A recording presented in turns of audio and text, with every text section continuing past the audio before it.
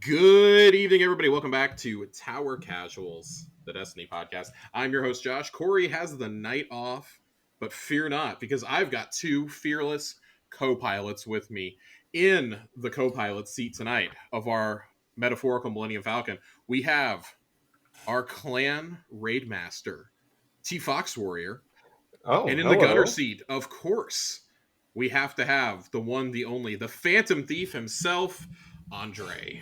Hello. Good to be here. Oh, Good to be here. very good. Uh, not not a super busy week this week, but Not really. it's been a fucking week. It's been a fucking week, guys. Because let me tell you something: the phrase "baseball-sized hail" should never, ever be thrown around in any part of the world. I don't know why, but it seems like every 2 weeks to a month, you always say that in the Discord, and I'm like, I'm starting to get a little concerned for your health because I'm like, how often does this happen in Texas? Texas's weather has gotten very weird as of late, and like they'll say, yeah, we have the potential for like up to like golf ball sized hail. Like that's like fairly normal in like March or April. And but as the weather's gotten more extreme over the last few years, so has the hail. And they've said phrases like, yeah, there may be baseball sized hail. It's like usually like out in the middle of nowhere when it happens.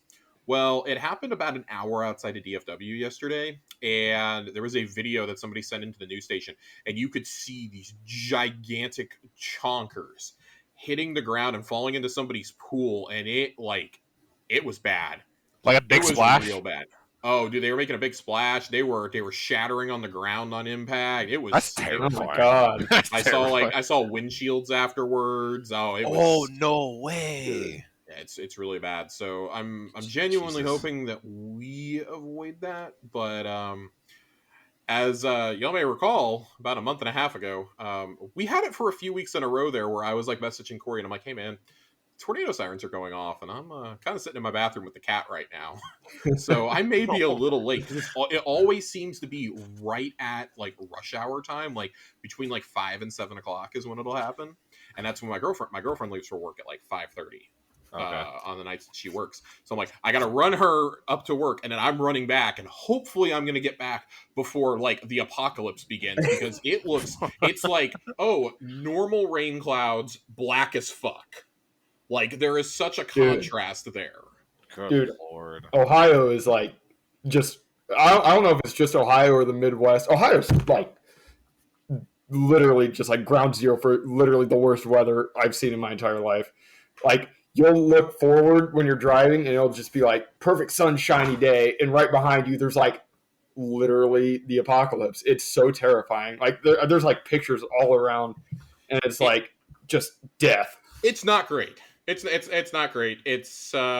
Whew, it's one of those days. One of them things. So we were talking just before we got in here. I was very excited all week, knowing that I had passes to potentially see Guardians of the Galaxy 3 a week early. Very excited. Been looking forward to it all the week. Today they're like, yeah, we're bumping the severe weather estimation from like on a scale of 1 to 5 from like a 2 to a 3, leaning towards a 4. And I was Oh, like, my. oh no. Oh no. Yeah, there was baseball sized hail a day or two ago. I even saw something that looked like it may have been grapefruit sized, and that scared Okay, me. listen. Bit Listen. overkill. Listen. I'm not even joking. I will find the picture and send it to you guys because Please I'm do. not even joking. I'm not even joking. I believe you, but that's It is just kind of it's the crazy. scariest fucking thing I've ever seen. That fell right around Waco, like a mile outside Waco city limits is where that fell.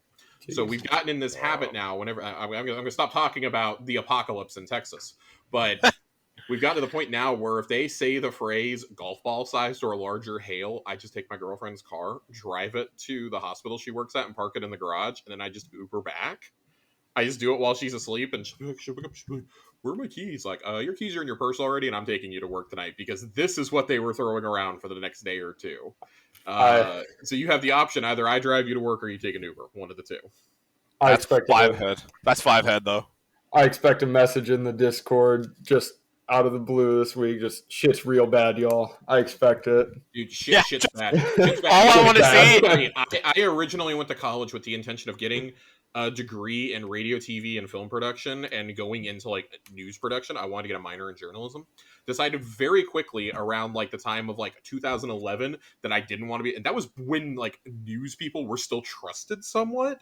That I decided I didn't want to be a part of the Facebook and like Twitter mobs even back then. So I was like, I'm gonna pivot. I'm gonna go be a producer instead. They couldn't let me on TV these days. They couldn't let me on TV or anything because they'd be like, Josh, you want to tell us what you're seeing from the NBC5 Storm Truck? And I'd be like, shit's bad, y'all. Shit's fucking bad. All we get is that and a whole bunch of JFCs. JFC. Yeah, Jesus fucking Christ. All right, well, Josh is fired when he gets into the studio. One on the job.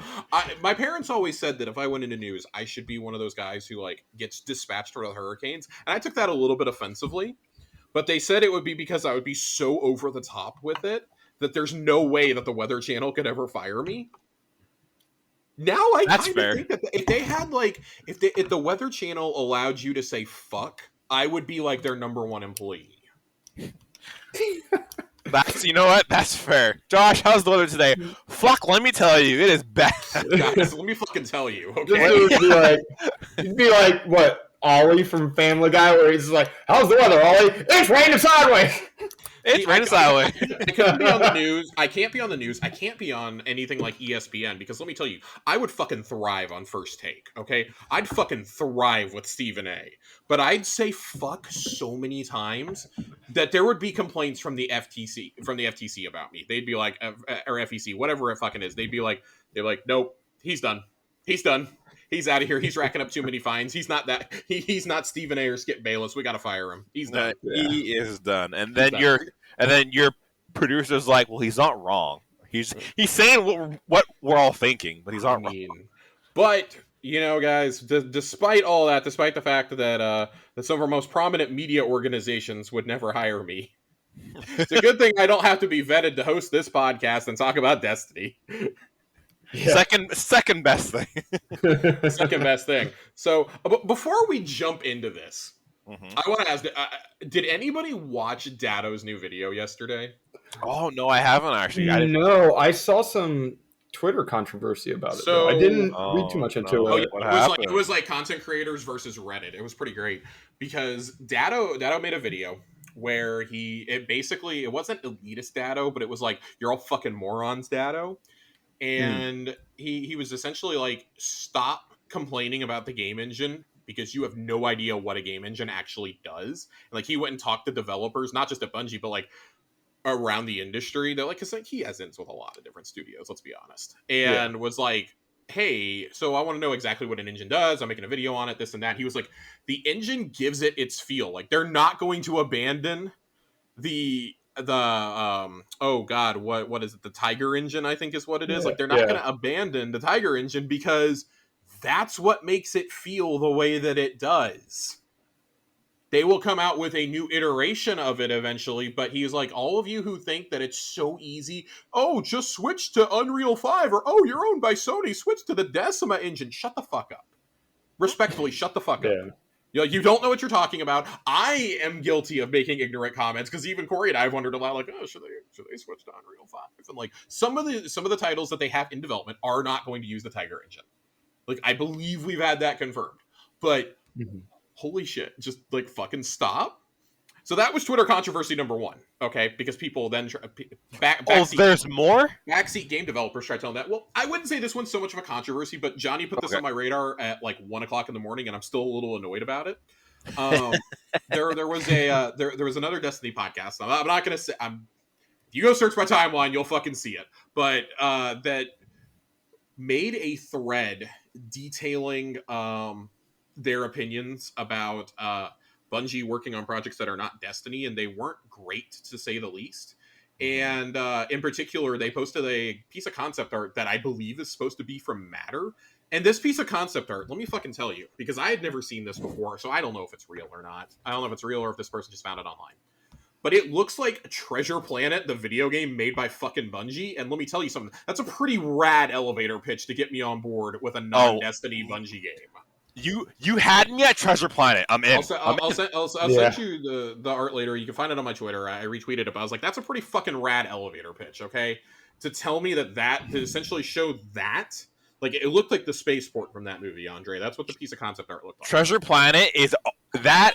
Hi, Bubby. That and Atlantis are underrated. Also, my son's here, so if you hear someone saying "Hi, Daddy," just FYI, everyone. My son just ran. I would hope it's your son and not somebody else. So it's me. I'm in your ear. Fox is here. JK. Hello, son. No, so it was like they were bashing all of Bungie's choices, like to work at the, like, oh, so many of their job listings are for Matter or are for an unannounced game and this and that. And it's like they were like, I don't want this from Bungie. I just want more Destiny content. You gotta hire more devs for Destiny, and people. And then they were like, at the end, they were like, guys, let's not be negative here. After they started getting the fuck flamed out of them, we're like, let's not be negative. Let's, peace, love, happiness, and all that hippie bullshit, And it's like you can't go through and say all of you said and then be like, let's be constructive here. Like, you're not like John. What got me is John retweeted that and then basically changed their words around to, "Oh, I don't want anything. I don't want this Destiny thing." And he put the picture of like the giant frog with like some of the fallen around it. He was like, "I don't want this from Bungie. I only want Halo." And so I was laughing really hard about it because I went, that's how I was in 2009 when I was 17. This is how I acted. I was like, "Oh, Destiny awaits. What is this? Ugh." And I'm just like, I can't do this. Like, I can't do this. I'm done. I'm walking away because I see myself in this.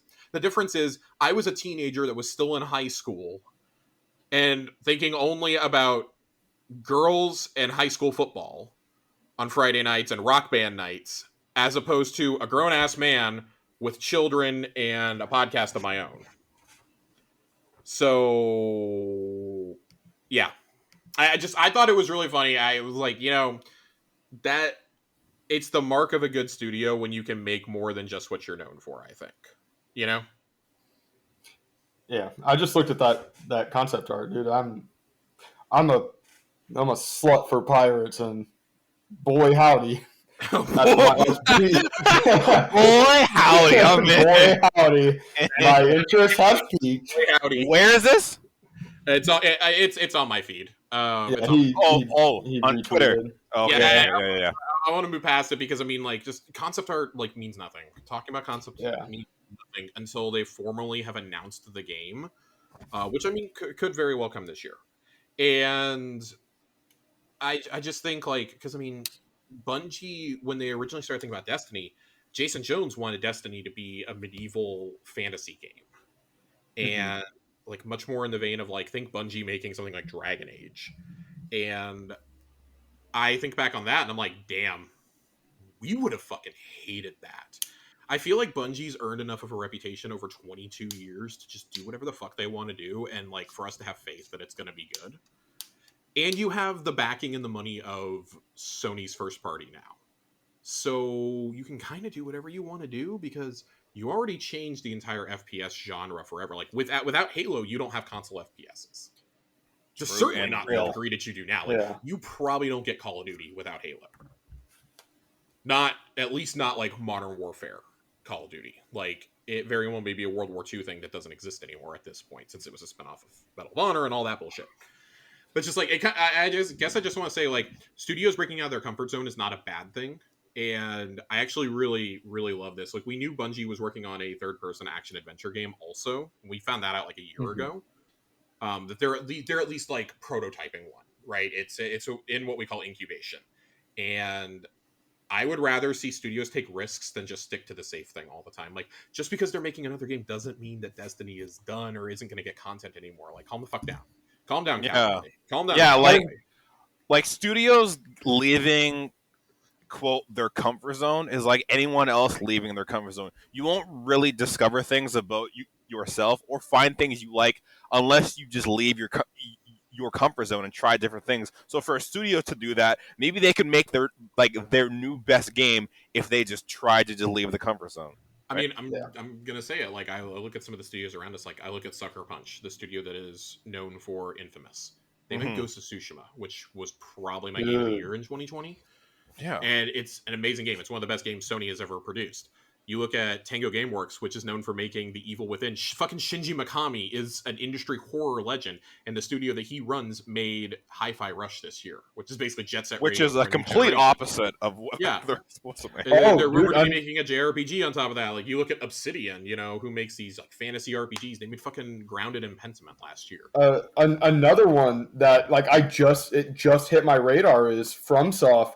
They've made like Dark Souls and all that. They're releasing like a mech shooter game, dude. That's like way out there. So like Armored Core was like their first thing that they made. Armored Core is from years and years and years ago. That was FromSoft's first franchise. Was Armored Core. That Man. God, the first Armored Core came out on the original PlayStation in 1997 and was actually published by Sony for kicks and giggles. Mm-hmm. So Armored Core's been around for a long time. It's just like most of us know them as Dark Souls. Yeah. One of my best friends, like I've talked about him on the show a lot, Ray, he is absolutely an Armored Core fanatic. The last time we got an Armored Core game was Armored Core 5 back in 2012. We got one in 2013. And that was before Dark Souls 2. Dark Souls was popular, but it was Dark Souls 2 I feel that like really propelled it.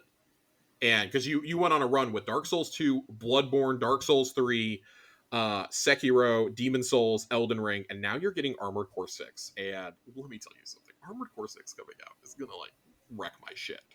But it is so totally different that a bunch of people who have never played a FromSoft game that played Elden Ring are going to be like, what the fuck is this? Like, it's going to be great. I can't wait to watch the reactions.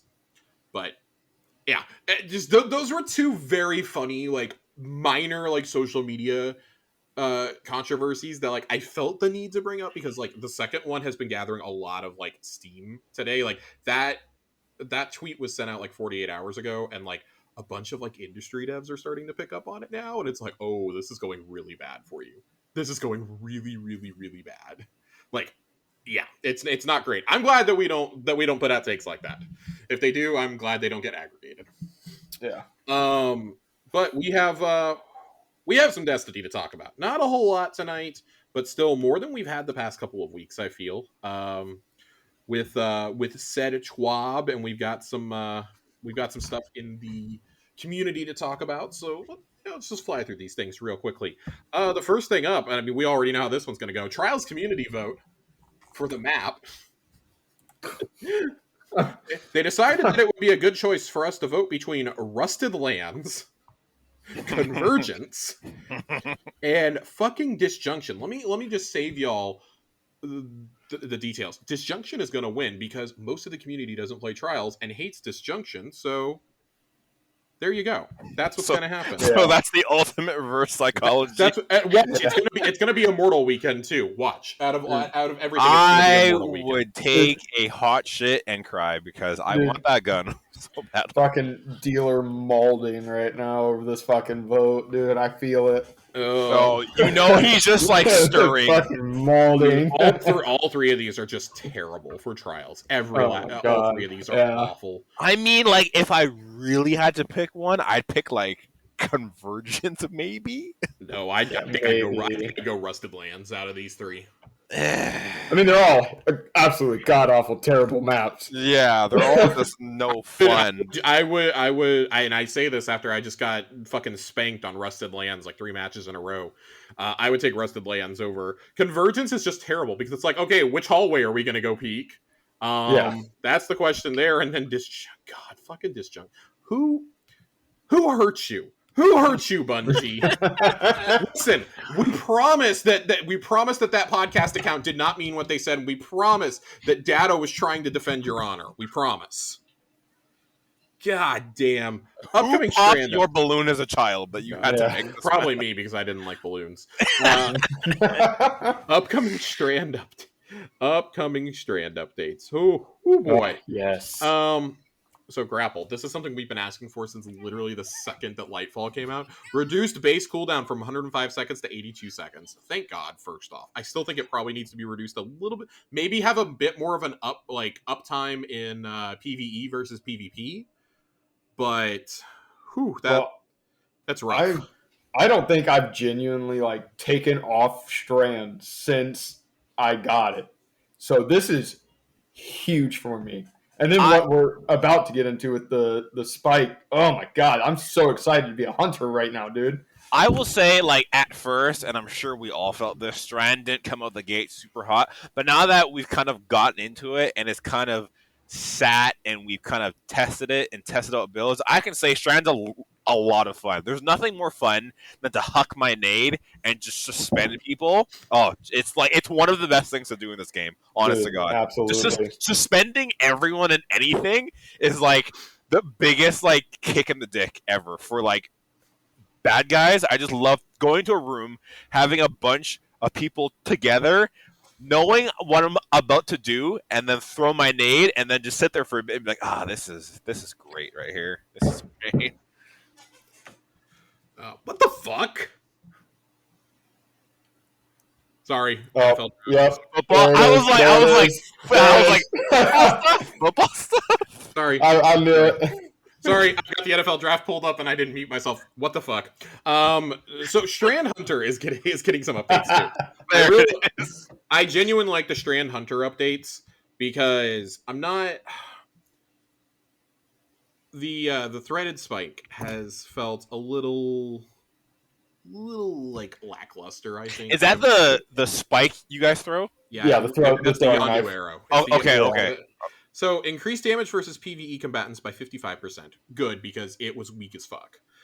It should do at least as much as the shurikens do when you have frozen somebody and you throw another one to shatter. It should do that much damage on one shot.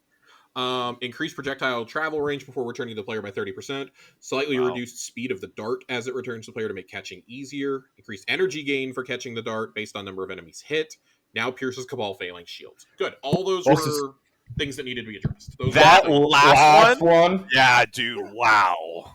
That's huge for, like, specifically the second encounter of Duality, where you have to go into the Nightmare Realm and get the 6 flags. That is huge. Okay, now someone who doesn't play Hunter that much, can you guys briefly explain to me how or why this update needed to happen? Because I just may be ignorant and it's just weak not. As fuck.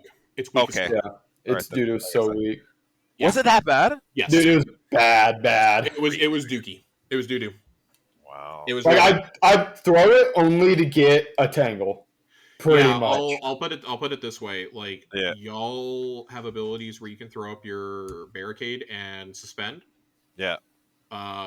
When warlocks drop their rifts, they send out tangles. We don't get shit like that. Our one ability that we had that was really, really good was the grapple melee, and they nerfed the shit out of that. Dude. Oh, why would they do that to you guys? What the fuck? Dude, they nerfed it. Probably because this update was coming, honestly. Probably because this and the grapple cooldowns is coming. They're gonna have to revisit that again, I think. I don't think they'll put it back to full power, but they need to tune it back up just a little bit. It feels bad. It feels bad after the hotfix. Damn.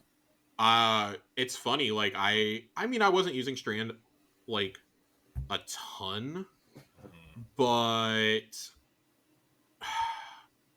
I don't know. It's just like, okay, because you look at it in terms of endgame, and I'm not gonna run the Strand super against like GM or most raid bosses. That's fair. Well, let's be totally honest. Like, Bungie's done a really good job at making sure that you can't get up in a boss's face anymore and just like drop a well. Now, if we were still in the meta of drop a well and stand in front of the boss, then yeah, I'd sit there and beat the shit out of the boss with it. If it was OG Lake of Shadows, yeah, I'd run that. But not anymore, question mark. I actually think that of the subclasses, this actually, like, I know Fox is having a great time with it. Oh, dude. For me, absolutely. This is probably like my least likely to run of the 5 subclasses.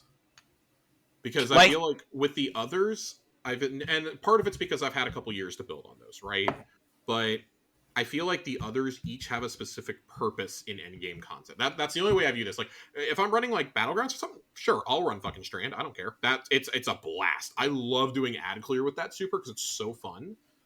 But Needlestorm has the massive DPS that comes out, right? Mhm. Just giant DPS burst. It's better Nova Bomb. The Titan super, I think, is the better close quarter super between that and Hunter at this point.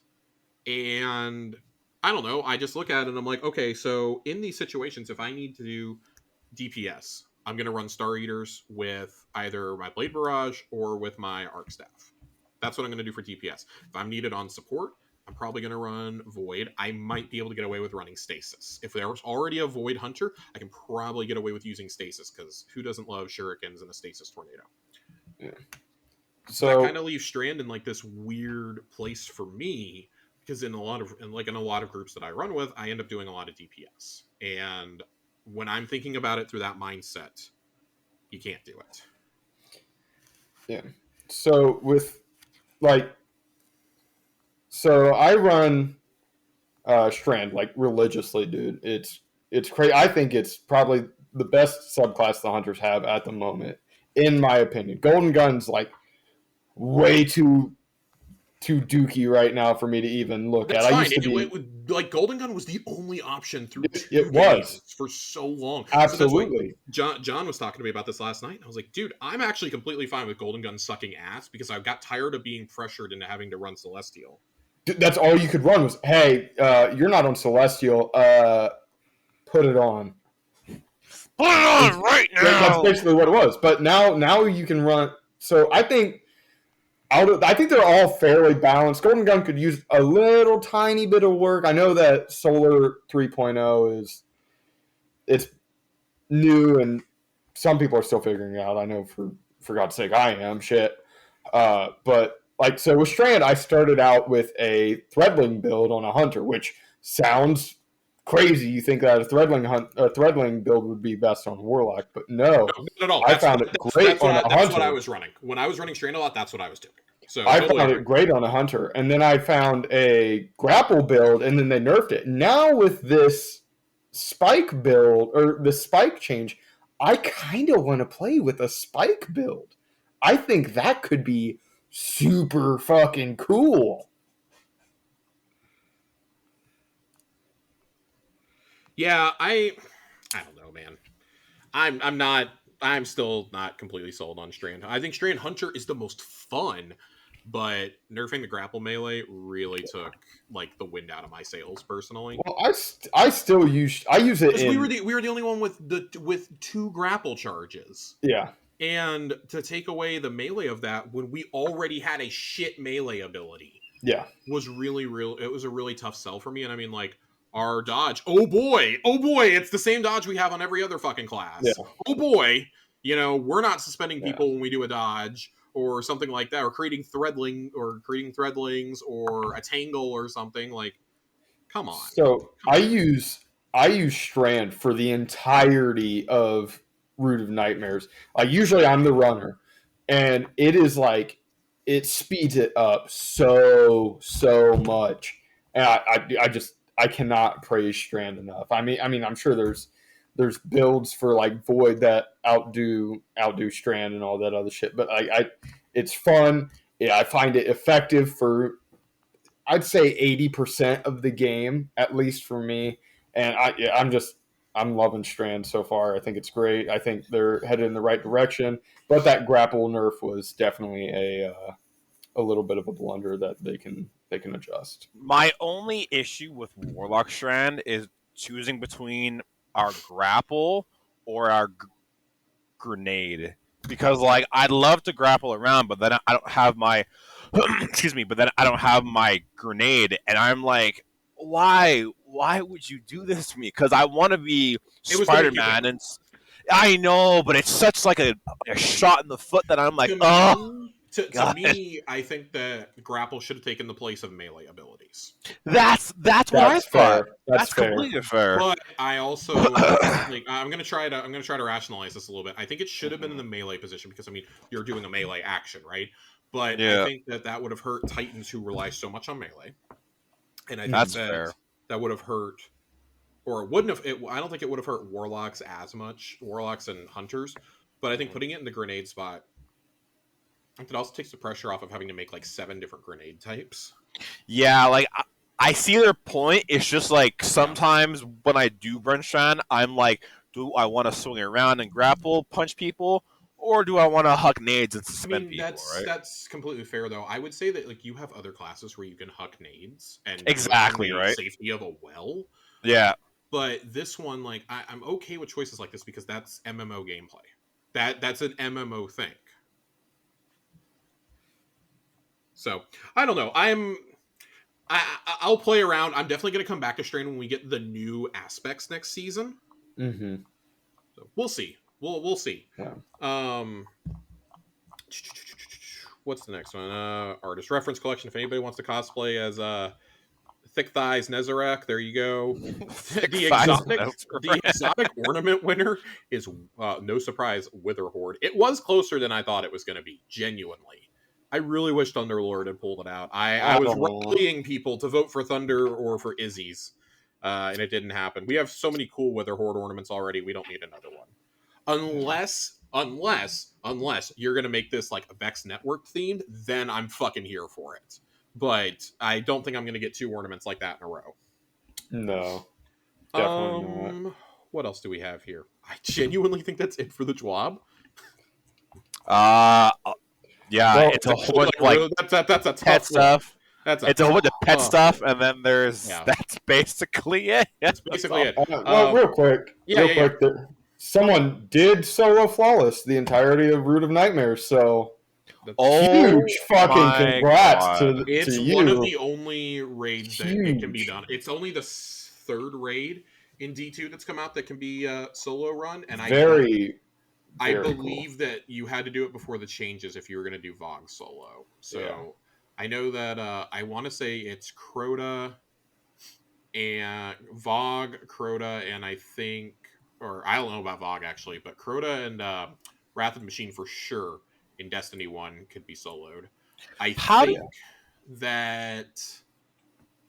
want to say that you could solo Eater of Worlds in D2. Yeah. And then this one. So this is only like the 4th, maybe 5th raid that you can actually solo. How do you just wake up one day and be like, fuck it, I'm just gonna solo a fucking raid? Like, how do you... Content creation. That is wild to me, though. I know a lot of people who, I not like personally, but like I watch several people who like to duo and trio raids because they like they like the artificial challenge of it. They love playing the game so much. And I mean, hey, if that's where you're if that tickles your fancy, by all means do it. But like, if that tickles your pickle, go for it. But like, I don't even like going into GMs, so I shan't be doing low man raids. I get anxious when I'm missing one person, let alone like a whole team. It's Josh, I'd pay money. I'd pay money to watch you try and solo a raid. I'd pay money. I mean, I wouldn't even make it to the first encounter. So I'd make it to the first encounter, and then I would just be like, fuck, and I'd quit. All JFCs. That's all we get. What JFCs? Dude, I'd be just furious the whole time. I wouldn't be happy. Guardian Games is coming back. I don't know why we got this blog now instead of next week. It feels a little weird. I think that they saw that like, oh, shit's getting data mined. We might as well just put this out. First, for starters, this key art. So that's the same. We've seen these emotes for a while, but I really wish that they would do a variant of the Titan Shield emote with the Guardian Games logo spray painted on. I think that looks really dope. Mm-hmm. And what is up with we talked about this last week. The Titans have like Beats by Dre on their helmets. What's up with that? Beats by Zavala, man. Beats by Zavala. Too soon. If anything, it's Beats by Drifter. Beats by Shaxx. Beats by Shaxx. He's definitely listening to the Shaxx workout mix. I like that. I like that the sweeper bot makes it in. That's pretty nice. That's probably the MVP of this whole thing. It's just the sweeper bot. I'm not gonna lie. So I saw a lot of warlocks really happy that, oh my god, it's not a dress or a trench coat. I love it. And meanwhile, I'm just looking at this going, yeah, this is like the third underwhelming hunter set in a row. I'm not mad. We got a capeless cloak. I hate those. I mean, fucking hate I'm those. not gonna complain too much. I like a hoodless cloak. So I like a capeless cloak. I'm but not gonna this lie. is a hat. The only reason I would get and I hate that you can't buy these pieces individually, because I would probably get this and just run it with the 30th anniversary hoodie ornament. oh, that'd be Oh, elite. dude. Because guess what? I fucking hate the cape that's a part of that. I think it's ugly as shit. Wait, like the And- snowboarding jacket? No, I love the snowboard jacket. The fucking Uh-huh. cape is like the jacket tied around your neck. Oh, I think Yeah, it's it great. looks yeah. fucking Okay. it looks fucking Yeah. awful. But like, you could rock it with this. You could rock it with the leather jacket ornament, which I rock a lot. Like, hey man, Yeah. I can make this work fashionably. But I get the idea, but I feel the same way about this as I do about almost every event. I just don't like the vibe. I only care about the Halloween ornaments at this point because they're so absurd and they're fun to use. Man, I don't know. I like that we are getting a Strand Scout rifle. I'm very excited. I like the design of it. I like how it looks. I've decided that we're calling this the Baja Blaster. The Baja Blaster. It's great. This is fucking great. I love it. Of course, it works like it always does. You go and deposit your medallions and stuff. They're hinting that you should have your crafted weapons on when you're depositing stuff. I guess because of the big XP boost. Just make it standard. Just like turn on like a 2 or 3 times multiplier for the duration of the event. This is where we're gonna level our trace rifles and sniper rifles at, boys. It's through this event. Because it's fucking awful. I just want to go back to the hunter attire. You throw on a black shader, you can look like Snake Eyes. I'm just saying. Who is Snake Eyes?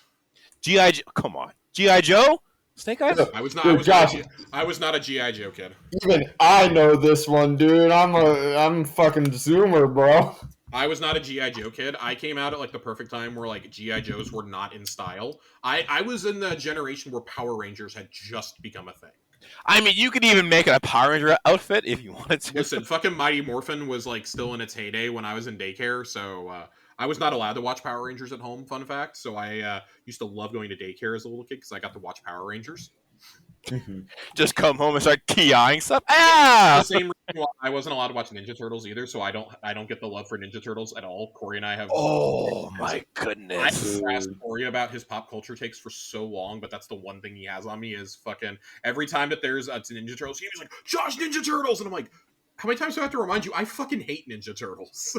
And he's like, oh no! Ninja This year, I was like, Seth Rogen's making a Ninja Turtles movie. And he's like, ew. I was like, what? This is the one time I've cared about Ninja Turtles ever. That movie looks so good. The trailer looks so good. What? Corey. Listen, I was a Transformers kid, okay? I emphatically was a Transformers My kid. language. I'm so excited. Transformers the movie was the first time I was traumatized as a child. It's all good, My parents' divorce did not affect me as much as the death of Optimus Prime and Transformers the movie. So I'm very excited. Very excited. If they let me look like Optimus Prime in one of these fucking games. Oh, I swear to God, I'll nut. I really went. Jesus Christ! I'm clipping that out. I'm sorry. No, I'm leaving it in. I'm clipping it for my own use. I really wish you could buy individual armor pieces because I don't want to pay $15 for that hunter cape, and I definitely don't want to spend $15 just for Beats by Zavala. We can use Bright Dust, correct? You can, but what? Okay, thank God. I was like, oh man. Listen, I only have 110,000 Bright Dust. I'm not spending $6,000 to get these ornaments. Yeah, but they look so good. Yeah, I'm really cheap. Destiny, make it individual for flip's sakes. God. I really wish I wish you could buy these pieces individually. I guess I get it, but I don't like it. Anyways, big fan of this. And the title is coming back as well with new perks, including Repulsor Brace. So I will be grinding this one out. I'm to the point where I'm like not using things like Funnel Web anymore or Unforgiven because like Ikelos just outclasses everything still, and like Immortal obviously for Strand. I'm very much looking forward to getting a title with Repulsor Brace. it's a lightweight scout, so very, very excited for that. Not to mention, the Void SMG is coming back. That's the title. I'm an idiot. Sorry. Yeah, that's the title. Very, very interested. We don't have a lot of like the milestones and challenges out yet, but here's the big one. Here's what it's special shout out to the birthday boy A1 Johnny here. He has been asking for this mode for 3 years now. Since the very first Guardian games, he's been asking for it. The gods have spoken, Johnny. There will be a mode in the Crucible where you get to fight class on class. It is a special version of Supremacy that will only be up for those 3 weeks. But say, for example, you're a hunter. You and 5 other hunters will face a team of all warlocks or all titans. Every guardian that falls will have a class-branded crest behind, and collecting those is the key to win each match, no matter if they were dropped by a defeated enemy or a comrade. So it's basically just Supremacy, but class-on-class warfare. I really, really, really like this. I can't wait to just hear 5 golden guns just pop all of a sudden. They come on a corner and just get torched. I'm actually really terrified to play this mode as a hunter because that means that there are potentially 5 Thunder Crashes or like 5 Nova Bombs. 5 God, dude. 5 what do you call them? What's the Threadling super?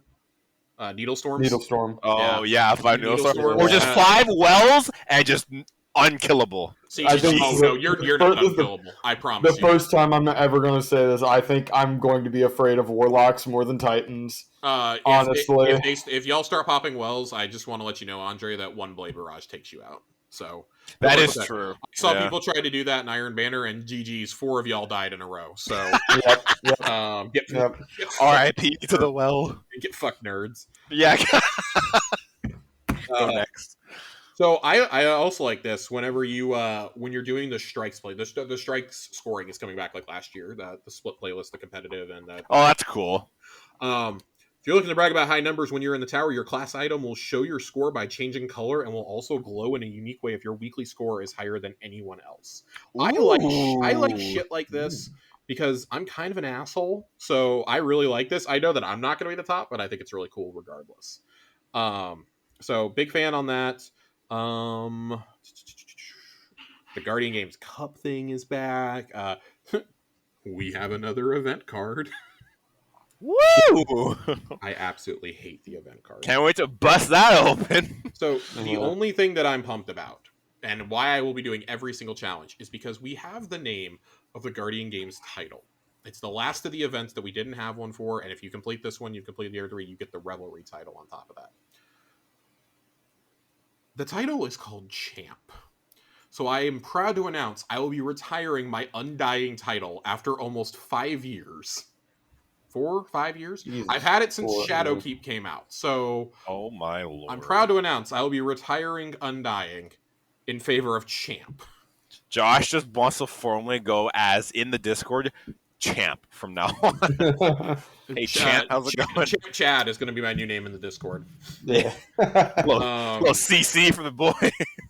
I might have to talk to Nerd and see if we can get a new fashion contest going for the Guardian Games. We haven't hosted one in a hot minute. We've had a whole season of new armor drops. Kind of want to get like your best like tracksuit looks. I kind of want to get that going, and Chat Champ. I want Chat Champ to be the special flare that you can get in the Discord. I'm winning this one, boys. I'm winning this one. Here we go. Depends on A1 Johnny, I'm coming for you, brother. See, like best gun. Okay, cool. If you've won shader. If you've won in the past, you don't get to win again. So ooh. He if he does, he's gonna have to give up Ye freaking Ha, and he's not gonna do that. So yeah, it's amazing how when you throw in the best dressed award into a community of Destiny players, they're like, okay, hold on, I gotta bust out some really good shit. Listen, nothing makes me feel better than winning best dressed these days. So it's so funny, yet I just love it how everyone's like goes ball to the walls for best dressed award. I love it. It's great. It's great. We have a bunch of topics from the community tonight that we're going to get to. We have a plethora. Plethora. It's a word. It's a big word I've been throwing around lately. Make myself feel good. I gotta get these pulled up.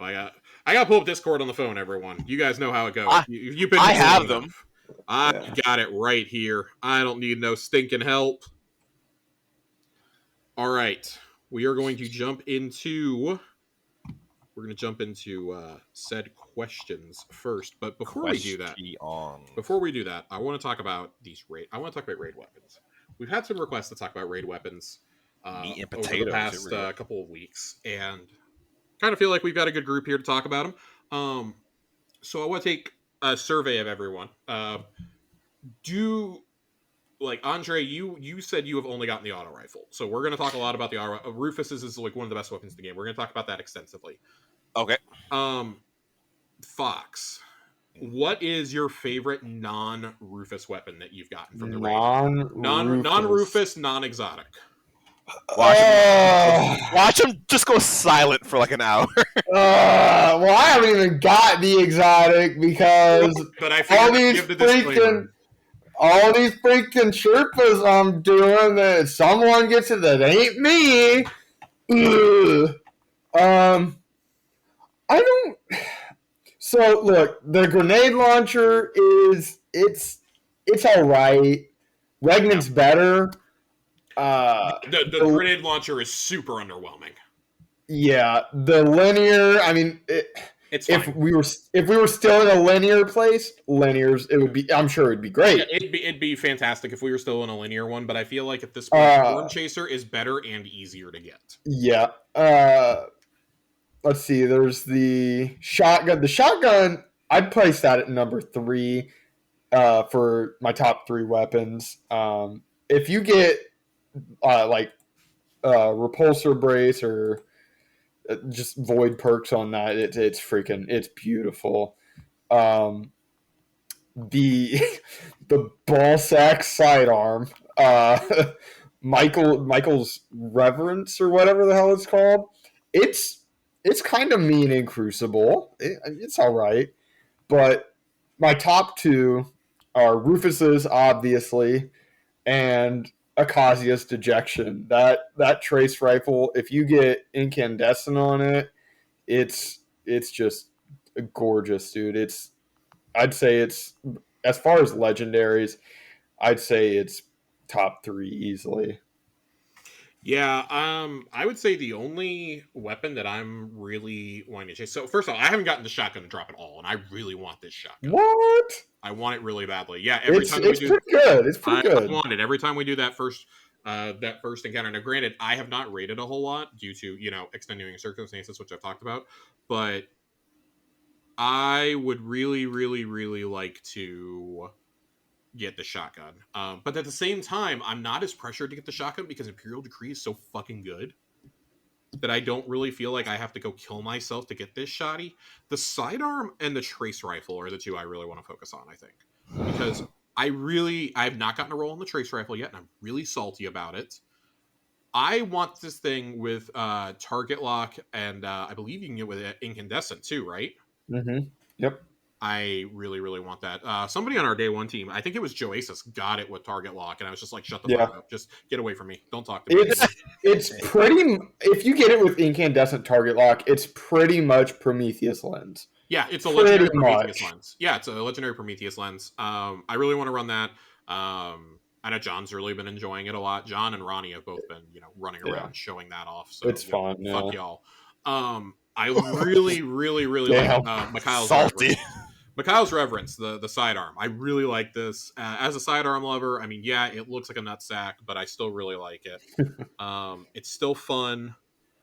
I don't know. I feel like they're... I don't know. I feel like you could make an argument that that's one of the better legendary sidearms, but there's so many good ones right now. Like, we're living in a sidearm world right now. As far as legendary ones go, I mean, it's fine. I guess I've kind of gotten to a point where I don't really like using sidearms in that energy slot. Not that there aren't good ones, but it better be something really special like Devil's Ruin if I'm going to do it. That has alternate firing modes. I don't think I've genuinely touched a sidearm since Devil's Ruin.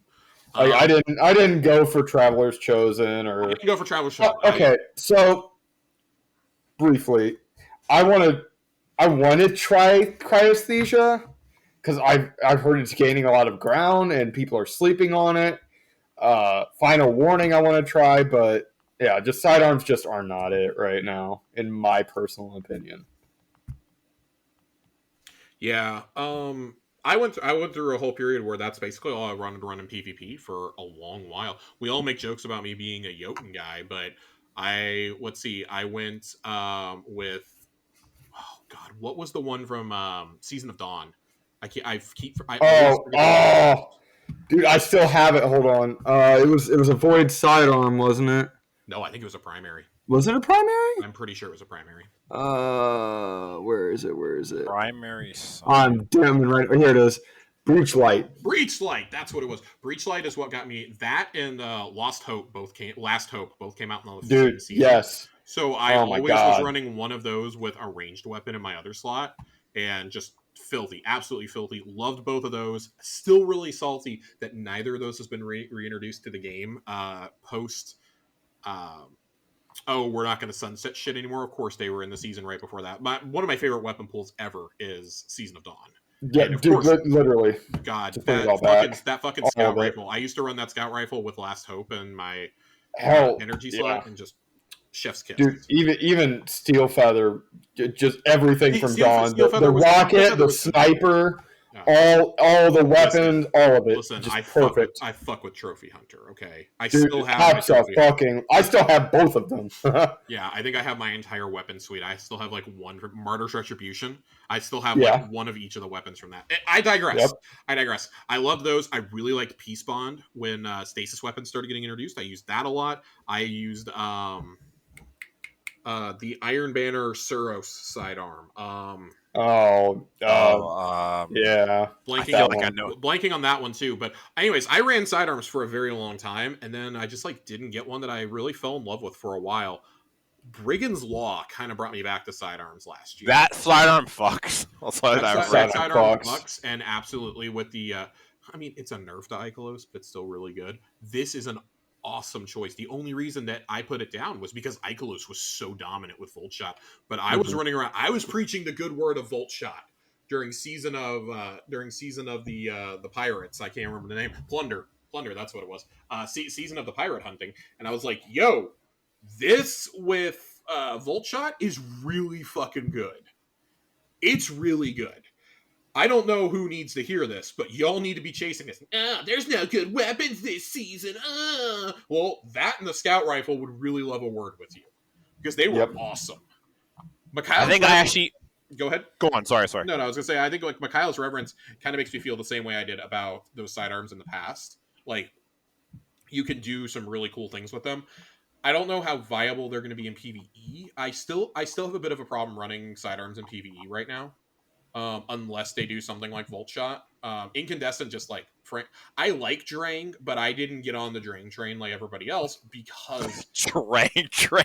Yeah, well, that was unintentional, but I didn't get on that with everyone else because I was so focused on Callous Mini Tool at the time. So I don't know, man.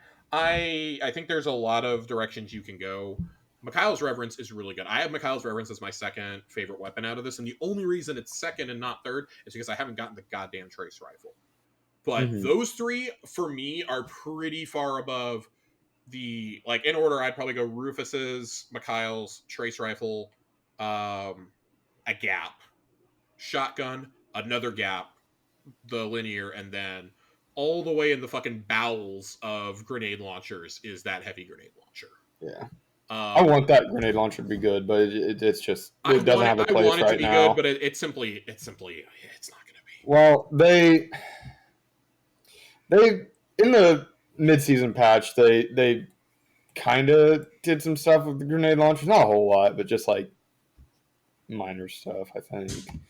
But the trace rifles, they definitely played with trace rifles in mid-season patch. So we're going to talk a little bit more trace rifles in a few minutes, but let's talk about Rufus's for a second, because on day one, this emerged as like the weapon that you had to have if you got out here. I know everybody was really excited as we were getting the trace rifle and the shotguns. Like those were the two that our group in particular, Fox, was really excited about. But man, I got that auto rifle. I don't think first off, it hasn't left my inventory. I have unequipped it, but not for much. Yeah. It's really, really good. And I don't even have what you would call a god roll on it. I was lucky enough on my very first drop to get Hatchling. I got Hatchling Thresh, which I like in modes like Momentum Control. I really enjoy that. I even really like it in raids because it means I'm constantly going and going and going and going and going with my supers. But I don't know. It could be worse. Yeah, like when I did, excuse me, when I did my run, I was cursed and got a whole bunch of armor. But the only weapon I did get was Rufus's Fury, and I have Corkscrew, Extended Mag, Reconstruction, and Adrenaline and Junkie. And I was like, oh, that's not that good. And then I kind of went into like casual like stuff, like Night Falls and all that jazz, and I was like, hold up. This thing might actually be good. It's very good. It's a 720, so it's a strand version of it's a better Chroma Rush is what it is. Essentially, yes. It's Chroma Rush with better perks. And Auto Rifles just got the big buff last week with the mid-season patch. So it took an already really, really good gun. If Immortal was not in the game, this gun would be the talk of the town. Absolutely, 100%. Yeah, easily. If you like, we were talking, we were just bullshitting before the pod started.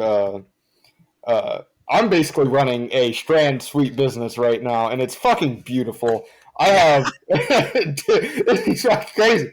I have I crafted it. It's got hold on, let me pull it up. I've got extended mag, backup mag, and reconstruction on it. And it's not even it's not even the upgraded version of reconstruction. And I'm running around with 177 bullets, and it's reloading over time. So altogether, I'm shooting about $190 right now. And then when I get the enhanced version of reconstruction, I'll probably be running over 200 bullets in just a standard ass auto rifle. Yeah, like I said my roll, and Fox was like, hold my beer for a second. And I was hold like, my beer. And I was like, all right, dude, thanks. I'm just going to go cry in a corner now because I don't have a fucking 90 in my magazine ready to kill. This gun fucks. I think it's a really good gun. I don't think there's many bad rolls on this gun at all. There are some that are obviously going to be better than others, but it's not like Immortal where like Immortal is like it's fine, but unless you get the absolute god roll, and dealer's kind of pointing this at me because unless you get the absolute god roll, he's like, I think you should probably run Ikelos or you can run Ikelos or you can run Rufuses instead. And just the thing about Immortal is how fast it fires, right? That's why people want you want it for that. You want it with target lock, and I don't know. I love Rufuses. Rufuses is fun. Ronnie asked us a question Saint asked us a question of what weapons do we want to chase from the raid, and I mean I think that we just answered that. I think Rufuses and the trace rifle are the two far and away ones we want to chase. I think the sidearm is bad, but if you already have like Hero's Burden, that's the name of the sidearm I was trying to think of. If you have a good Hero's Burden from a few seasons ago, I don't know if there's as much of a need to go get this. It's still really good. I like the perk rolls on it. If you crafted a Drang last year, I think Drang is still better than it personally. But Saint asked us, he goes, what weapons are you going for in the new raid? We just answered that. What rolls do you want? I think we've already done that. And what gun roll is your favorite?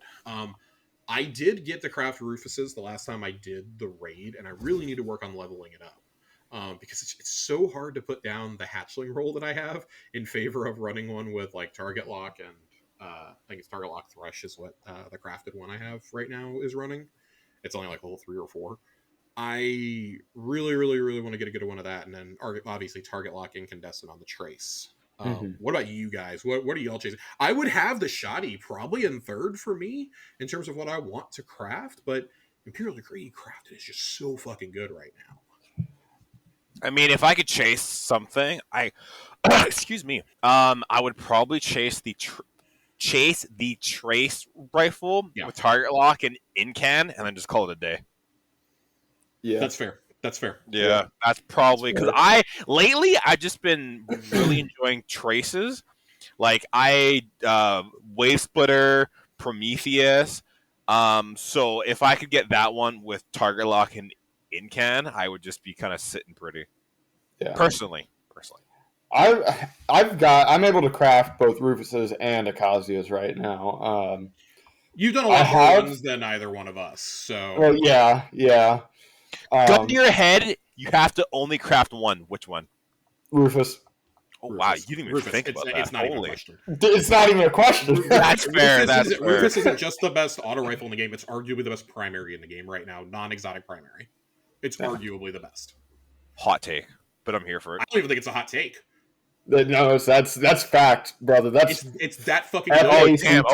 Okay. One of the best primaries in the last couple years of the game, and certainly the best strand weapon to date. Not even a question on that one. That's on God, no cap.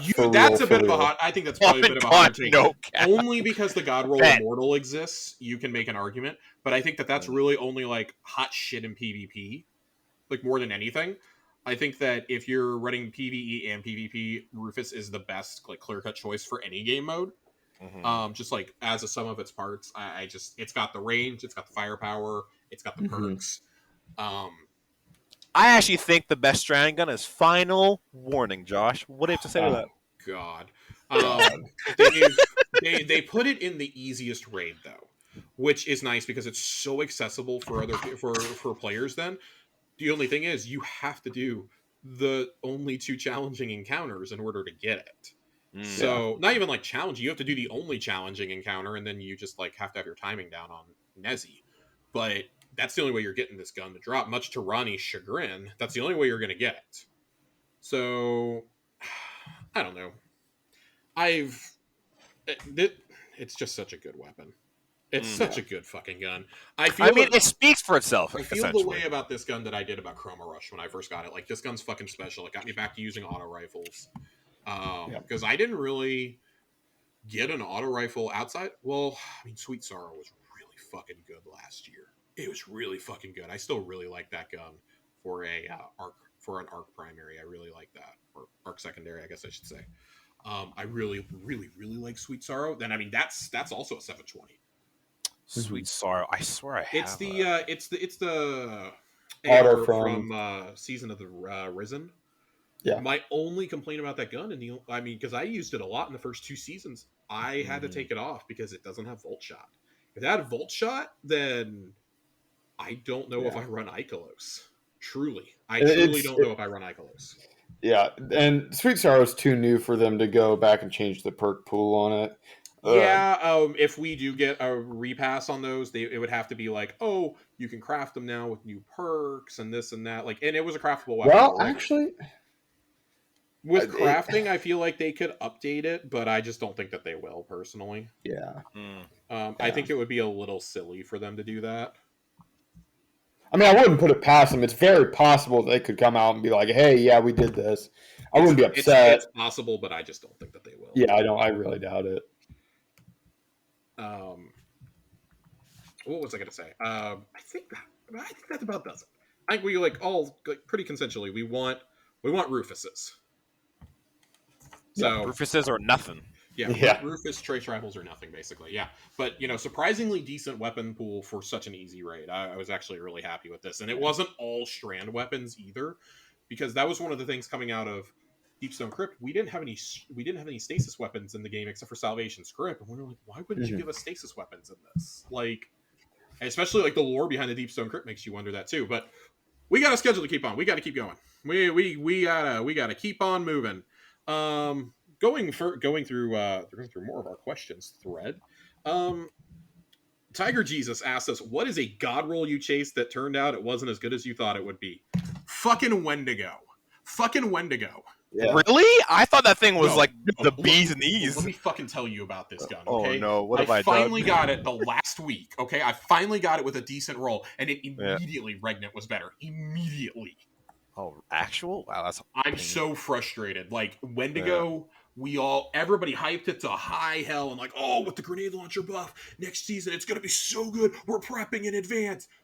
Dog water. Fucking dog water. The non-crafted Regnant is better than this gun. Ouch. Ouch. It's better. What do you guys got for this? It can be new, it can be old, it can be whatever. Well, I got one. Okay. Yeah, go ahead. Forgiveness. The trial sidearm. Yeah.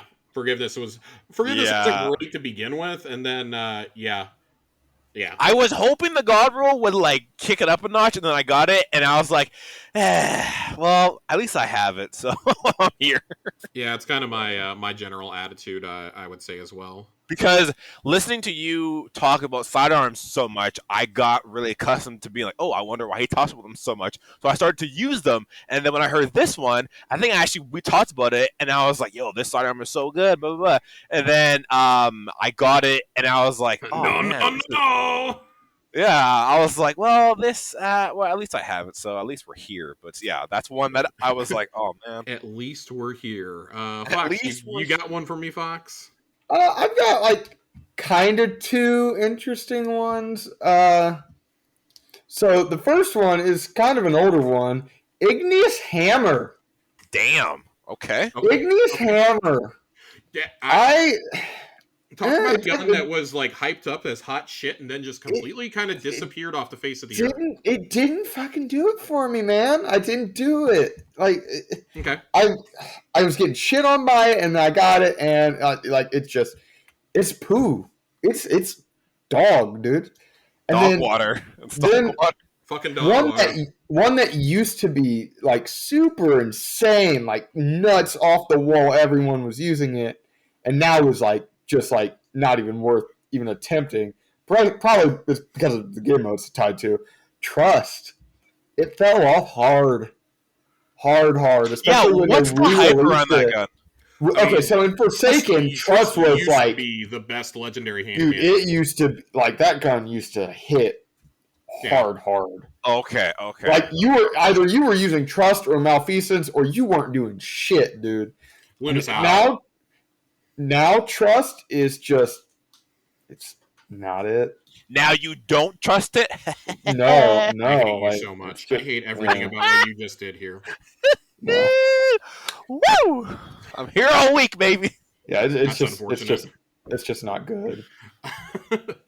Yeah, I've heard varying things about Trust. I have not seen people running it nearly as much, and feel bad for anybody who's grinding out hard for it. Saint also asked us if you had to delete any of your Guardians, which one would it be? It'd be my Titan in a fucking heartbeat. In a fucking heartbeat, I delete my Titan.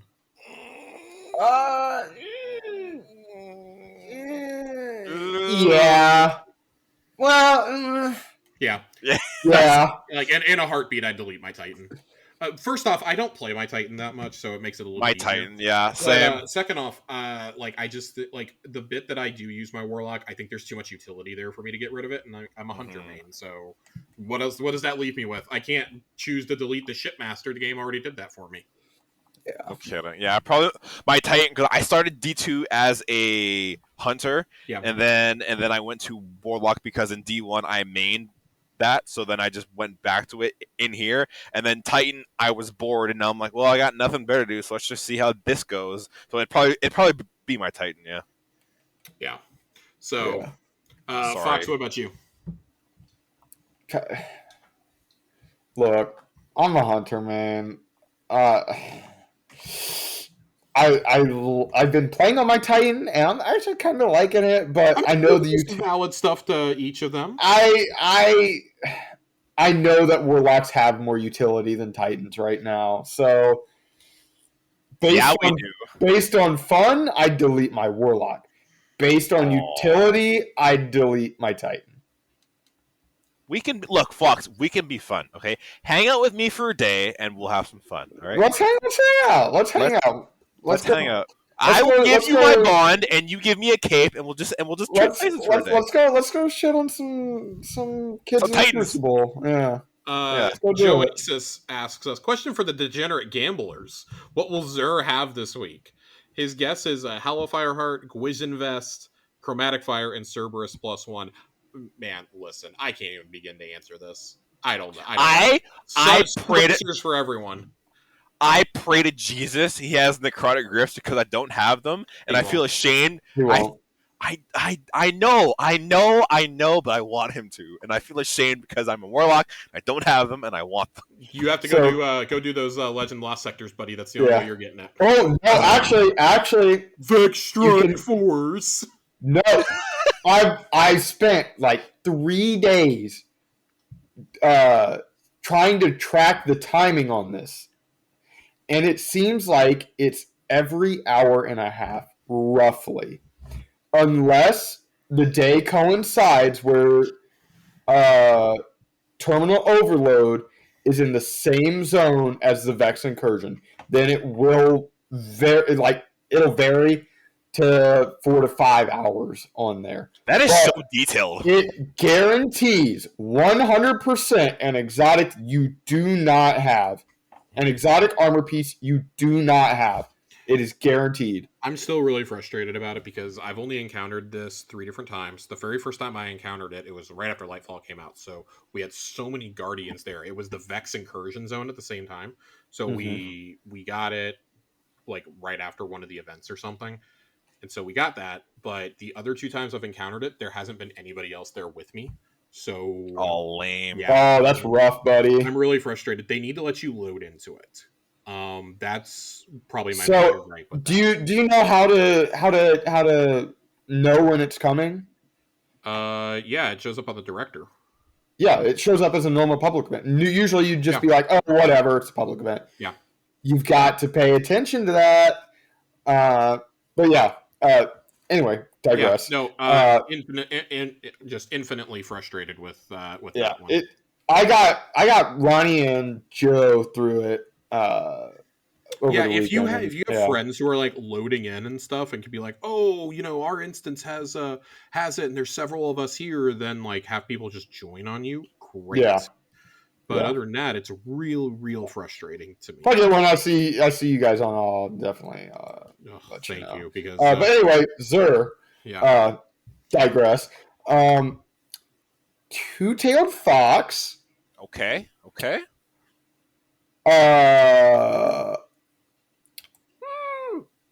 Fuck it. Lucky raspberry.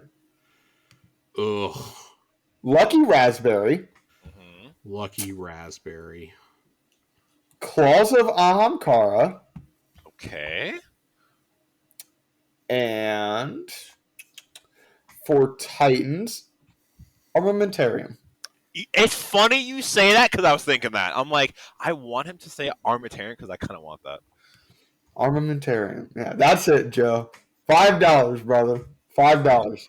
Joe, if Fox calls it, I want you to pay up because that would be wild. That'd be great. We have a couple more questions to get to. We have Aaron asking us, what is one old Nightfall you'd like to see brought back but updated into the current game storyline? I think for me it's Savathun's song. Yeah. That was nightmare fuel for sure. Not just that, but like I mean, we basically know at this point we're going to Titan next season. I would really like to see Savathun's song come back. I feel like it didn't have too much to do in the storyline to begin with, so you could pretty easily give it a place now. It would have to be that. I could see an interesting twist on like the Pyramidion if you were to bring it back. From Io? Yeah. Now that Asher's part of the Vex network, I think you could actually make that really interesting. But then again, you fight Brachion in the Vex mission, so I don't know. I still have nightmares of what you did, Josh. I've got a hot take on this. Hit me. Will of the Thousands. I don't think that's too hot of a take. I think that's actually. I think it's very, very possible. But the intro area for it's already there, so yeah. Or this is an even hotter take because it's not a D2 strike. Blighted Chalice. That's the one on the moon, right? That's the one on the moon with the Bubblehead. Yeah, Malak.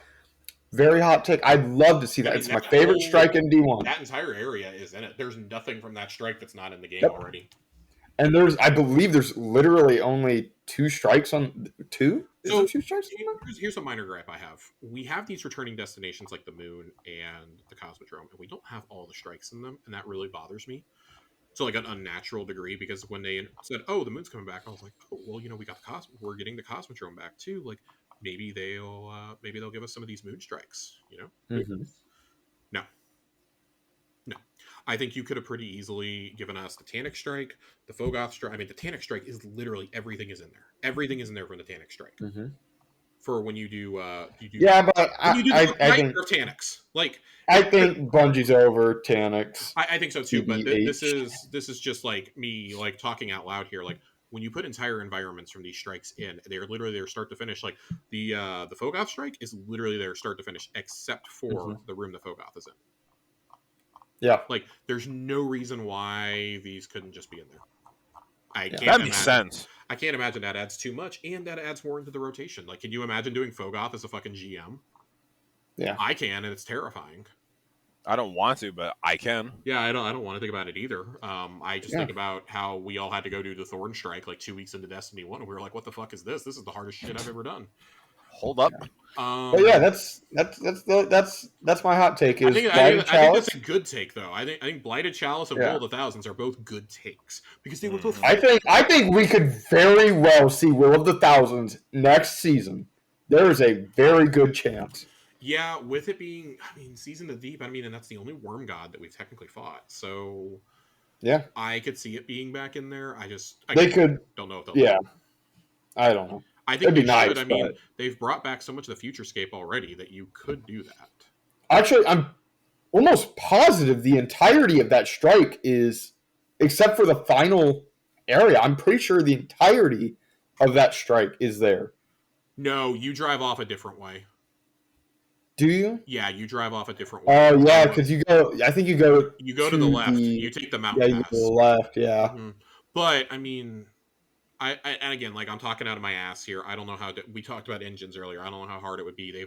They've said in the past that when they bring content from D1 over and they have to rebuild it, it's essentially like making a brand new strike. Mm-hmm. I would almost rather just get new shit at this point.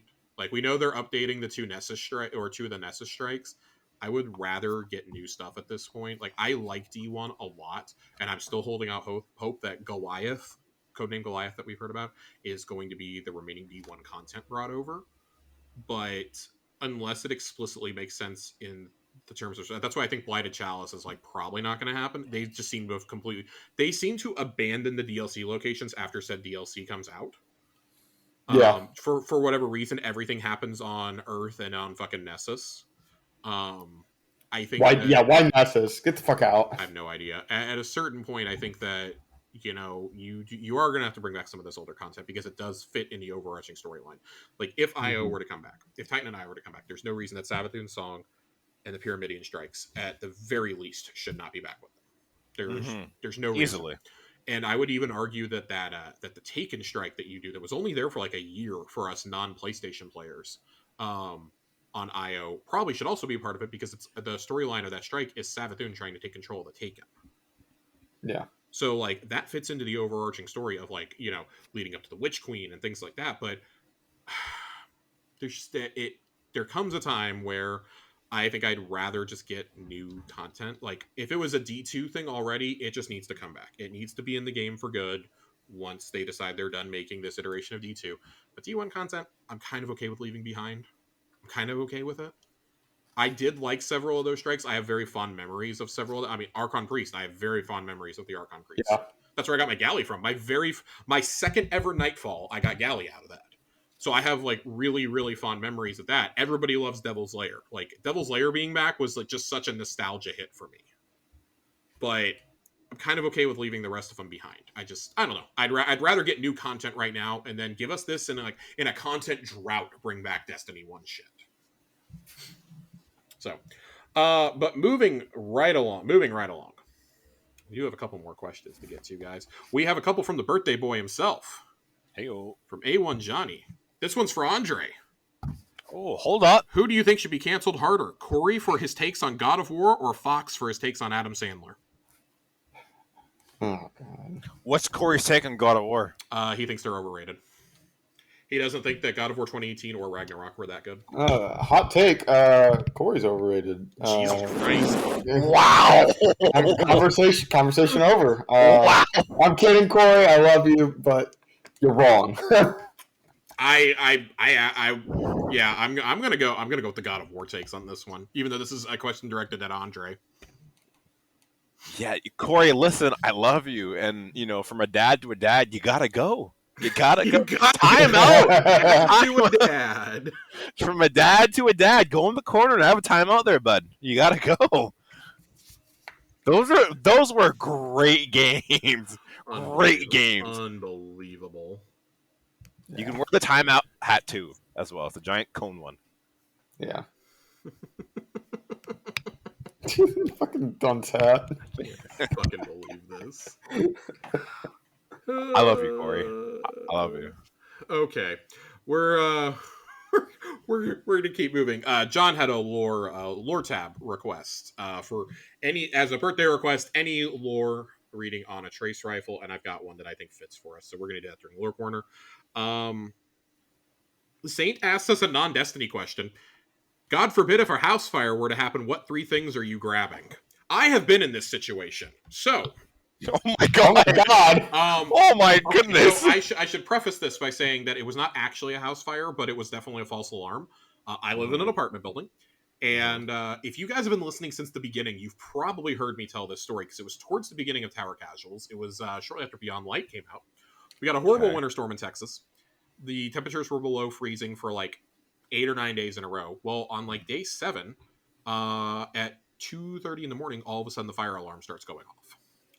That is the scariest sound in the world to wake up to. Because it was for my whole building. It wasn't just in my apartment. So I woke up. I have never been more awake in my life waking up. Woke up, threw on pants, started looking for my cat. Cat dives under the bed. I was like, okay, hang on a second. Grabbed my backpack, which happened to be sitting on the kitchen table, threw my laptop and the expandable file that we keep like our most important papers in, shoved that into my backpack, got a blanket, and my cat's trying to claw me. Like I had scrape marks on my arms for weeks, trying to grab my cat because he's clawing me to death. The sound is scaring him naturally.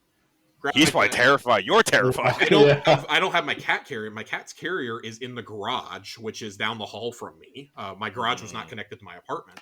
So I scoop him up, grab my backpack, couldn't find my shoes, so I just kicked on my I have isotoners that I wear everywhere. So my girlfriend calls them my OJ slippers.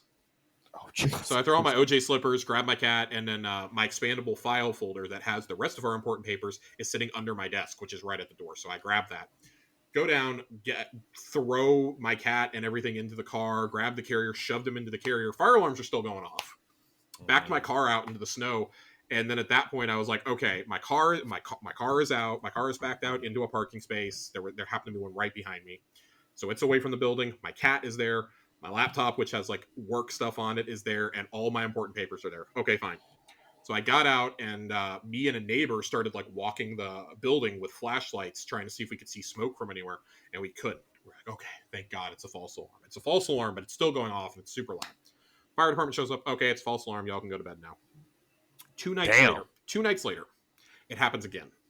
Only this time, it is snowing. The wind chill is -7, and it is windy as all hell outside. Same thing happened, and my cat was like, oh no, here we go again. I had the carrier this time, so he got shoved in, and I just like hadn't unpacked anything, so I just did the same thing. So I have been in this situation before, and it is the most terrifying thing in the world. That is what I would say. So my cat, my important papers, my laptop. That's what goes. Okay, in my situation, is my family all out as well? Yeah. Okay, I feel like pets and family like shouldn't even be an answer because no, we're not sacrificing little Timmy because we got to carry a laptop instead. Fair enough. Okay, so if my family and 2 cats are out, I'm coming back inside for my camera. Yep.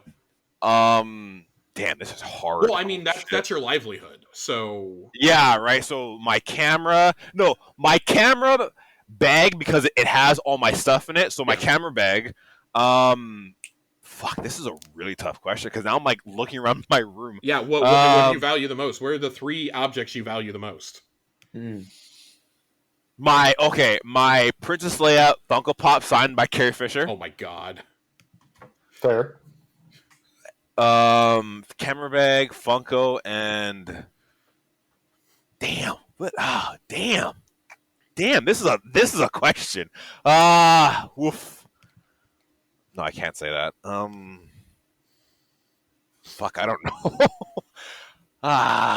Fox, you go. I'll try to think of a third one. I'd grab my PC, not the monitor and shit, but like the big PC. I'd put that on the bottom.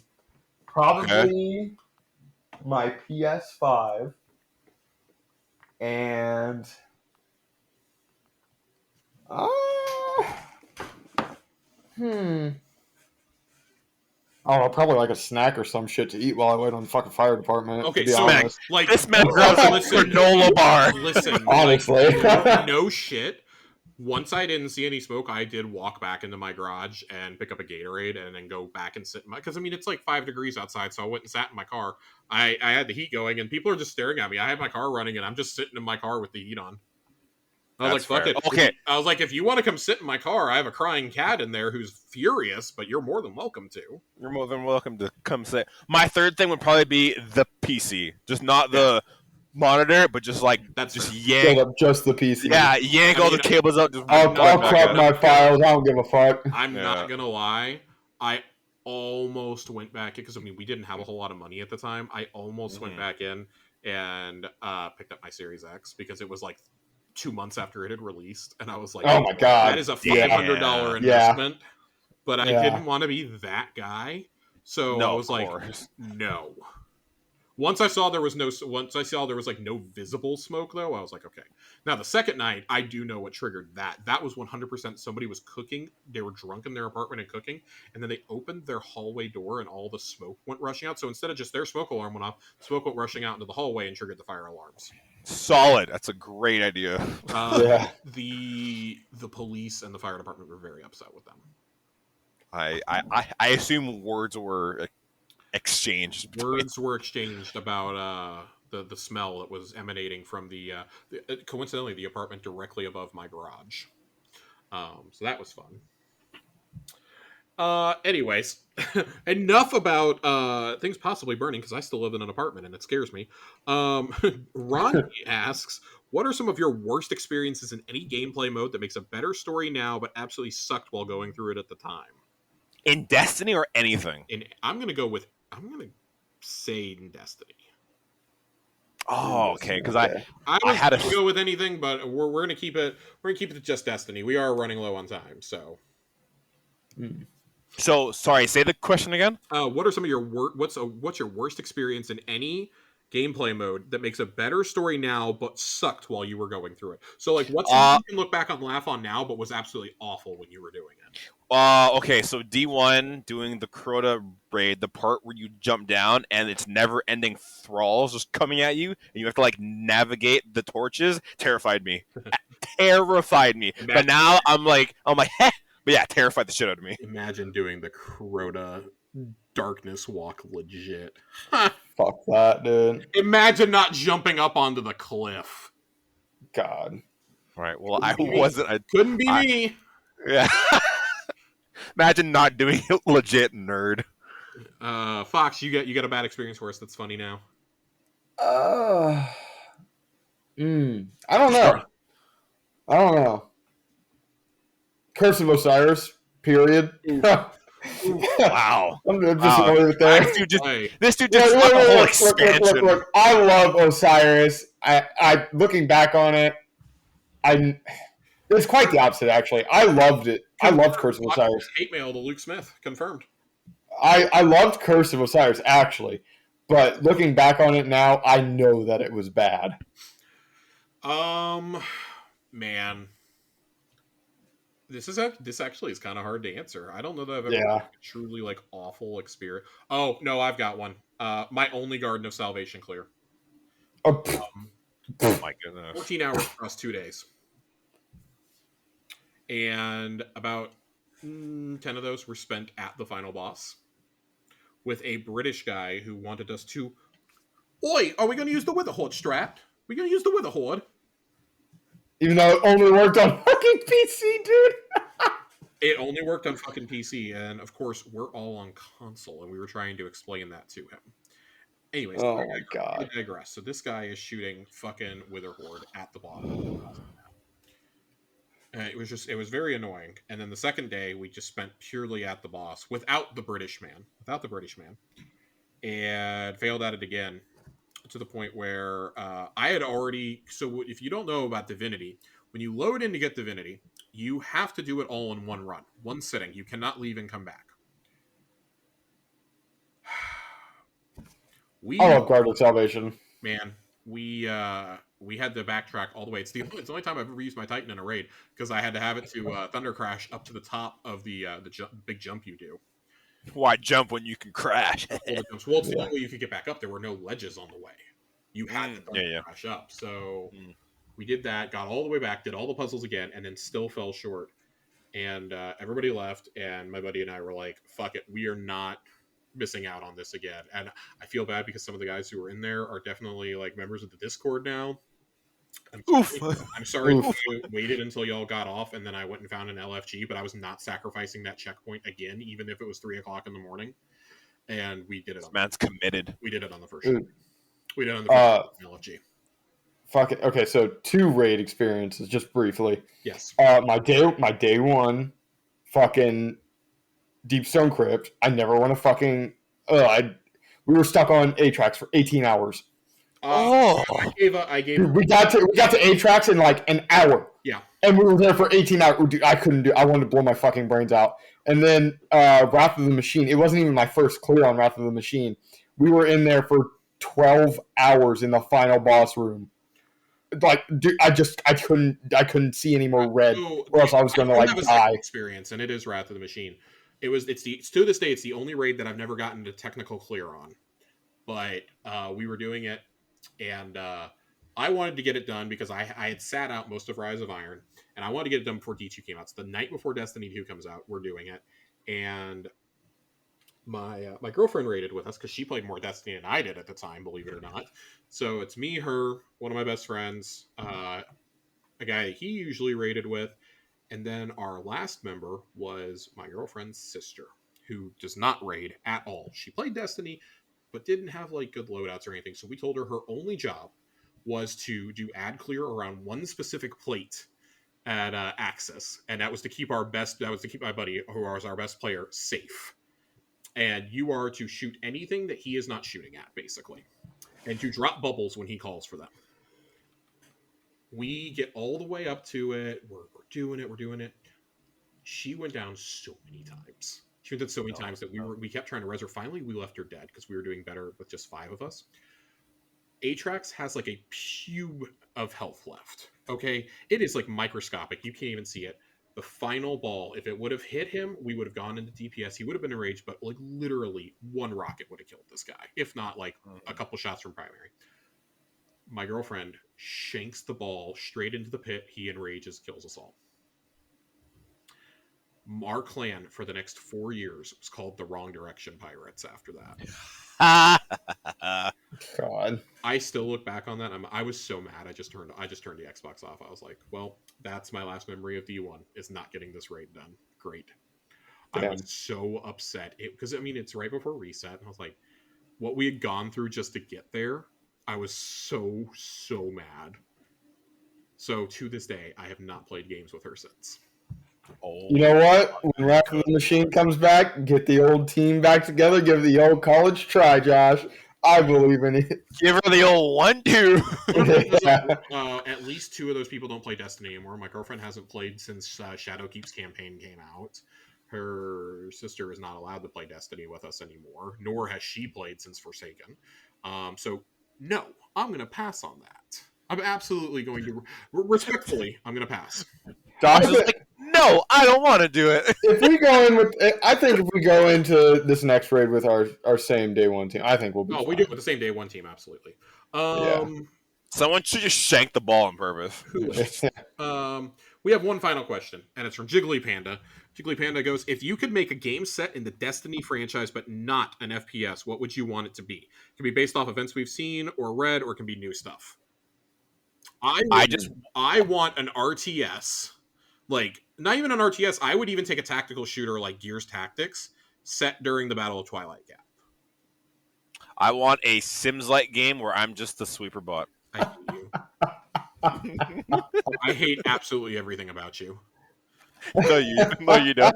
Fox, hit me. What would you take? Probably a choice-based game. Ooh, okay. So, Talk to me. You want, like a visual novel. You want something In like in terms of like, oh, what was that?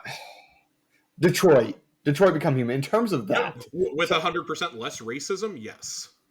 well, obviously. Well, it depends what time period.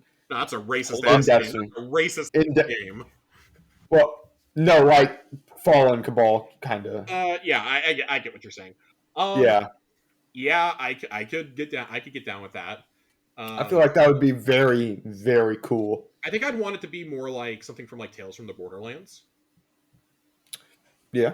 I wouldn't want like an RPG. I think that would be really silly. No. I don't think it would really work for them. A turn-based game, like say Fire Emblem or like Persona, something like that. No. Nah, No? I don't Okay. think I don't think that those would work. I mean, so many elements of like Fire Emblem, for example, are already in something like Gears Tactics. Fair when enough. we talk about like a tactical shooter, it's grid based. So, I think something like that would be really fun, like set during like Twilight Gap or the Dark Ages or something like that. Like even something that follows like Shaxx's journey, I think could be really cool like that. I don't really know what else you would do. Like, not that there aren't games to be done. Like we've talked extensively about there being like, oh, an arena shooter or something like that, but that falls underneath FPS. Yeah, I think right. if you were going to do anything, it would still be a shooter of some kind, but it would be like tactical. I want to see something that's like Fox said. I want it to be like fully voice acted when you do it. Mm-hmm. So, and I don't know how like feasible that would be now. I mean, even something like covering the Reef Wars would be really interesting. Like if you played as an awoken paladin during it, like no light and dark powers, like you're like an awoken sniper doing it. Like that could be That'd really be cool. sick. Yeah. Give me. You guys ever played Sniper Elite? Yes. I've never played it, but I've seen it been Give me played. a Devrim K spinoff, Sniper Elite. Oh, holy, Yeah. that's it. I'm joking, but I would still play it. I try it just because it's Devrim. All Duck right. Hunt, but with Shanks. Okay, there it is. There's the game we all need. That's going to do it for our questions tonight. And simply because we are like really running out of time, I'm going to save our mid-season weapon poll for next week to give a few more responses to it. Because we're going to do Lore Corner and get out of here. We are Lore Corner. Lore for close to 2 Corner. hours, so we gotta get a move on. We have the boogie. Tonight's Lore Corner is going to be a trace rifle as requested by A1 Johnny. I have a little bit more lore for the season that I want to save for us, and fingers crossed there's another Guardian bookie that we get to read about in a few weeks.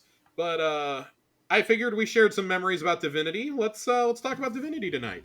Good old Big Div. I feel like we did this years ago, but it's been long enough that if we have done it, I feel like redoing it. Calibrate reality, seek inevitability, embody divinity. Lisbon 13 looked back towards where they'd left Yardarm 4. Separating the team always felt wrong, but Rakana felt the need to have interrupted time to confer with the senior Sybil, and if the Vex had detected their crash landing in the Black Garden, Yardarm 4 would give them that time. You'll have to move quickly, the Sybil said to Rakana. Lisbon 13 shared her secret channel. Rakana trusted him. The Vanguard have discovered that our order persists as Osiris predicted. They'll send a fire team after us then, and after any cryptocrons they learn of. But since your path is more dangerous than most, the Circle has foreseen many fire teams following in your footsteps. You can find the knowledge the Order seeks at the tree. Can, not will. For the first time, Rakana sounded concerned. The Circle has limited success in piercing the veil, hint, hint, that surrounds the Black Garden, so the Order offers no certainties. They say that a group of Guardians will discover secrets about the origin of the Black Garden at the tree. The Automatic Circle foresees no reason why it would not be the Kentrak 3. Nor can I, but there is another thread in the tapestry, entwined with this one. The Vex or some fractal faction of them worship or honor a divinity there. The Black Heart, it was destroyed. Yes, but this is something different. An object. Something like a sacred relic. It is important to the Vex for reasons we have not yet fathomed. The Circle has determined that it is dangerous. A Vex weapon? Perhaps. The Sibyl sounded annoyed at the interruption. Rakana, the Circle concluded that it is a danger to you. To me, but then why send me on this mission? When the Circle dreamed of the object, you were beside it. All right, we'll see what fate we find ourselves in, Sibyl. Rakana paused a long while. I don't know that we'll see each other again. The veil around the Black Garden, the influence of the Vex, they make such matters difficult to know. I choose to believe we'll meet again. Then I won't say goodbye, Rakana said and closed the channel. Rakana stood, eyes closed for a time. Lisbon 13 waited. Lisbon, when we find it, she said, opening her eyes, you should carry it. This object? This divinity? I can think of no one whom I'd trust more with it than you. So the whole reason why I wanted to read this, first off, we've been talking about Garden of Salvation a lot, but I want to focus on a specific phrase here. The veil. The veil is mentioned a couple of times here. Okay. And knowing what we know now, I think this was like innocuous when when you first read this. But now knowing what we know about the veil and about the secret quest that takes us back to the Black Garden at the end of Lightfall, I think this is really, really fascinating to talk about because the Vex are clearly more entwined with the Witness's plan and with the veil than we quite understand. And I think this will be something that unravels itself throughout the year. But you look at some of the verbiage here, right? And specifically, they talk about the object, the Vex weapon, the divinity as we know it now. But the veil around the Black Garden, the influence of the Vex, they make such matters difficult to know. I think that means that like the garden, we still don't quite know where the garden exists, but it feels like it's outside of space and time because the Vex likely exist. Well, not likely, they do exist out of space and time. We've seen that with the numerous realities we had to go kill the Undying Mind in. And I think that this is kind of fascinating, and this may give us a bit of an insight into not only the final shape, but into the Witness's plans with the veil. We now know that the Black Garden and the heart of the Black Garden was created as a way to try and replicate the veil by the Witness, and it didn't work. He tried to get the Vex essentially to create one. So I find it interesting that they're saying that like there's a veil around the garden. Like, does that mean that the Witness himself can't travel there? Is he trying to? Is there some other unintended purpose? And we know that he's covering his steps there too. So I just find it very interesting. And some of the wording here too, that they say a group of guardians will discover secrets about the origin of the Black Garden at the tree.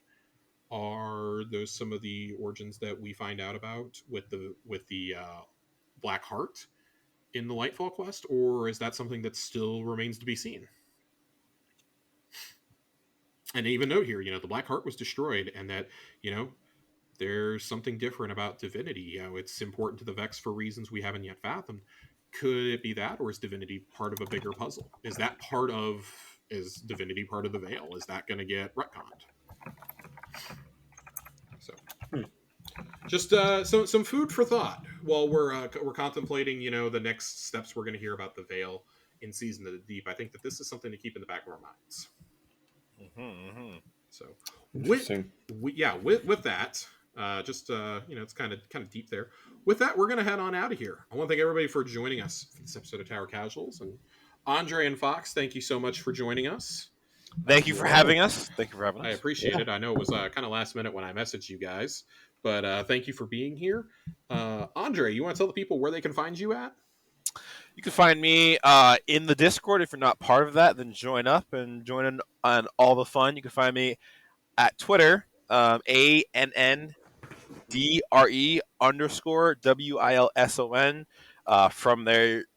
From there, you can just find all my links in my Twitter. And other than that, you can find me at Cafe LeBlanc having a coffee. Well, the Persona reference. Andre does some great photography, so be sure to check that out, guys. Fox, you have anything that you want to plug or anywhere we can find you at? Mostly the Discord, but my Instagram, T7Fox, and starting very soon, probably within the next 2 weeks, I will begin OnlyFans. streaming. Yeah, OnlyFans. No. I will begin streaming on Twitch every Hey-do. Monday and Friday night at Ooh. T7 Fox. Count me So, in. Count me in. please pop in. For But sure. yeah, mostly you'll find me in the Discord. Join the Discord and join the clan. Yeah. It's a lot of fun. Like actual. Oh, yeah. I'm not We've just been- like saying we've it to been- like Yeah. promote it. It's we do what Sussy Sundays. We do contests. We troll each other. It's a lot of fun. Yeah. It's Yeah. only getting bigger. It's It only is getting bigger. We're only going up from here. Only getting so- bigger, and I'm sure that as things like Diablo come out this summer, and especially once Mhm. Baldur's Gate comes out in August, we're probably going to do some nights relating Yeah. to those. And there's like a whole bunch of sections for Yeah. other games and all that jazz. So Yeah. it's not just a Destiny thing. It's more of like just a bunch of just like-minded Yep, people. just come hanging out. come for a chill group of people and stay for the Destiny stuff. Yes, sir. But that being said, thank you for joining us, and we will see you guys Starside.